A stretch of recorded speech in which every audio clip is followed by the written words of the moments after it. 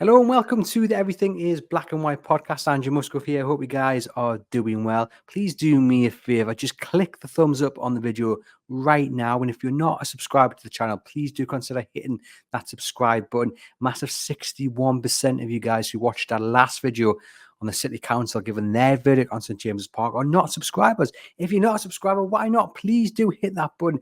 It helps us grow the audience. It's free to do so. And we really do appreciate your support. Now I've put the begging bowl away. Shall we get on with today's video? It's all about a Newcastle United flop who is set to land arguably the biggest job in club football. Do you remember this man? Of course, it is Hugo Viana. He's set to go to Manchester City as a sporting director sometime in 2025, leaving Sporting Lisbon, where he's been since 2018. He's done a tremendous job there, and more on that in a moment. But I just want to remind you of why he features so much in Newcastle United's memory, because he's one of those players that, at least me as a Newcastle United fan, often think about what might have been with him, because technically he was a very gifted player. He had a wand of a left foot, but it just didn't work out for him. On Tyneside, he was signed in 2002 as a 19-year-old for £8.5 million. And I think back to that time, I was very excited when that news was announced. Of course, I didn't know too much about him, but it was because of what Newcastle United and then Chairman Freddie Shepherd was telling you about this kid. He was described as one of the very best young footballers around, and it was meant to be quite a coup for Newcastle United that they got him ahead of Valencia, ahead of Liverpool. There was real excitement. He was built up as the next big thing. In many ways, it was him and Cristiano Ronaldo who were meant to take over the world together, two Portuguese teenagers who were going to become the very best in club and world football. As it happened, only one of them reached the true heights and the other one didn't quite do it, which is a massive shame. You know, Viana, as we said, the potential was there, but he struggled to adapt to the Premier League. The physicality really got the better of him, and he ended up only playing 39 times for Newcastle and only scoring 4 goals. You might remember the goal against Birmingham was a particularly good effort, but he scored in that fantastic game in Rotterdam against Feyenoord in the Champions League. That one will, I think, last long in the memory of Newcastle United fans. But as a whole, his time on Tyneside was one of frustration. It was one maybe of regret, and for me, just one of what might have been. He had a great manager in Sir Bobby Robson. He had a great mentor in Gary Speed, but he just could not find his feet here in England. And funnily enough as well, it was partly down to Gary Speed, because he was brought in to replace Gary Speed in Newcastle United's midfield. But Speed just got better and better with age. And in the 2 seasons that Viana was at Newcastle United, he played 51 times in all competitions. In those 2 seasons, Gary Speed played 90 times. So that shows you just how important Gary Speed was to Newcastle United at that time.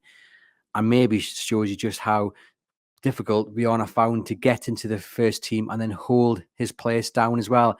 Real shame it didn't work out, but he went on to join Valencia for 1.5 million. So Newcastle United lost a lot of money on him. He then went to Braga. He then went to Saudi Arabia to play for Al Hilal as well. And 29 caps for Portugal. So not quite the John Tal Thomason story where you leave Newcastle and then you have an upward trajectory. He just kind of, Viana, went along and kind of just you know, he didn't really achieve too much in his career, which was a real shame, because he had the world at his feet back in 2002 when he joined Newcastle United. But then after he's retired, he's gone into the sporting director role, first with Braga, now with Sporting Lisbon, and he has just gone from strength to strength. He was linked to the Newcastle United sporting director role, both when Dan Ashworth first came to the club, and then when Paul Mitchell was announced as Dan Ashworth's replacement. It was kind of a tentative link. There was never really anything in it. I think it was maybe a bit of Hollywood script writing, you know, the Newcastle United flop coming back as sporting director and showing his true worth.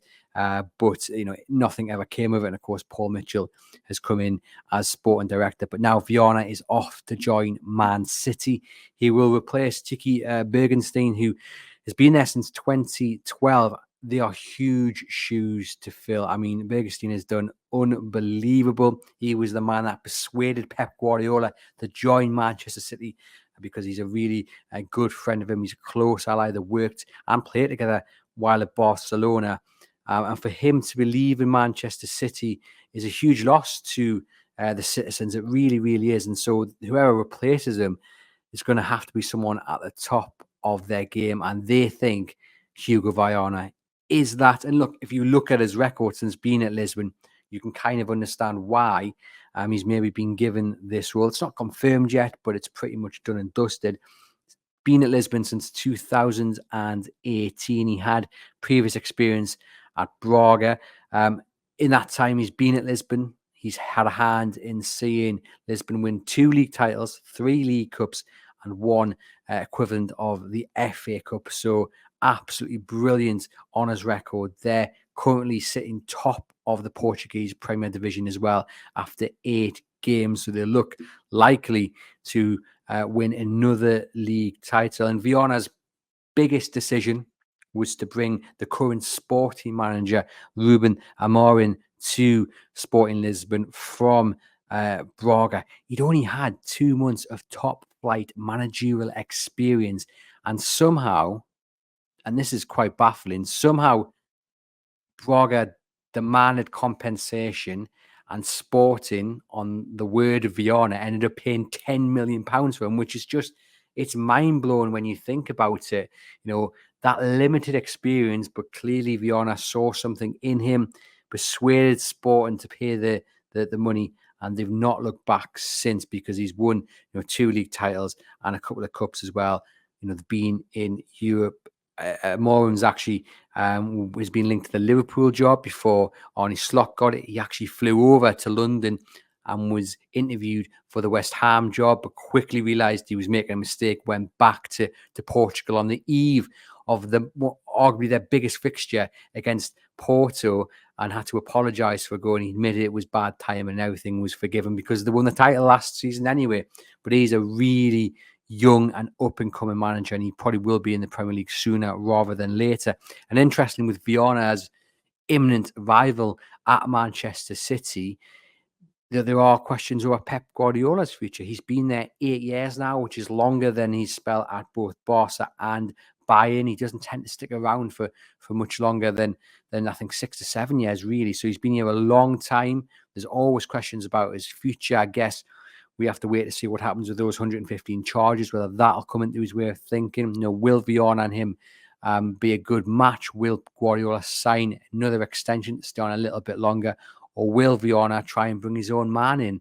We've seen here at Newcastle United, the relationships between a sporting director and a manager are very, very delicate. They're not an easy thing to master. It's been all right at City because Bergstein and Pep Guardiola are mates. They know each other. They've worked together before. Viana coming in, working with Pep Guardiola, they've never worked together before. It's going to be a learning curve for both of them. They're going to have to kind of work out what each other likes, what each other doesn't like, who does what, and where the boundaries are. And we've seen at Newcastle United, especially in the early months, that's not an easy thing to do. So I suspect with Viana as a rival at Man City, the speculation of Guardiola's future will just increase. And if Amarin manages to win another title for Sporting, then you can guarantee that the odds-on favourite for the job will be him. But what a turnaround for Hugo Viana. Newcastle United flop, arguably the one that you most think about what could have been, because he had the talent, he had the ability, he just didn't fulfill it, getting the biggest job in club football. And it is the biggest job in club football because right now, Man City are the best club in the world. And to be given the responsibility of carrying on the work of Bergstein is a massive, massive responsibility. It's a massive task, huge shoes to fill. That is not a job that you take lightly. But Viana, by all reports, seems ready to take the next step, ready to come to the Premier League. It'll be great to see him in the Premier League. I'm really happy that it's working out for him because, it's a real shame it didn't work out in Newcastle United. Maybe it would have been nice to see him in a sporting director role at Newcastle United, but it didn't work out like that. I really would like to have seen him fulfill his potential as a player at Newcastle United in the black and white stripes. Wasn't to be, but here we're going to see him soon in the Premier League, in this role at Manchester City. Really, really, really interesting appointment by Manchester City. And make no bones about it, they will have taken their time with this appointment because of the man he's replacing, because of the relationships he's going to have with the rest of the board and the manager in the dugout. And they seemingly have settled on Hugo Viana, who is set to join Manchester City as sporting director once Bergstein leaves next summer. Yeah, Newcastle United flop, getting arguably the biggest job in club football. Hope you guys have enjoyed the video. Hit subscribe, give a video the thumbs up, and I'll see you guys very soon.